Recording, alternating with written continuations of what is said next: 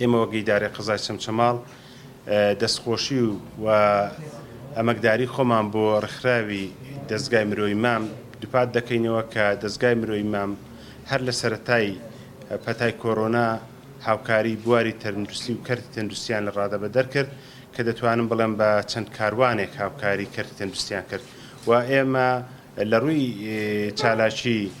گەشە پێکردنی مرۆیی لە قەزای چەمچەماڵ دەستگای مرۆیی مام دەرێغیان نەکردو ئەمڕۆژ جارێکی تر بە ناوی هەم برانی بەڕێوەبەری ناحیەکان و هەم بە ناوی لێپرسایی فەرمانگەکان و خەڵکی قەزای چەمچەماڵ جارێکی تر بەخێراتنیان دەکەین. ئێمە خۆشحاڵین ئەمڕۆ بۆ جاری چەندەمین جارە ئێمە لە قەزایی چەمچەماڵ کەوا لێرە هاوکاریەکانمان ئەگەینە ئەم قەزا خۆشەویستە. ئەمڕۆ ئێمە بە کەمپینی کۆمەک بۆ ژیان زیاتر لە 2000 سەبەتەی خۆراک ئەگەینە قەزای چەمچەماڵ و ناحیەکانی و گوندەکانی سەر بە قەزای چەمچەماڵ. ئەم سەبەتە خۆراکانەش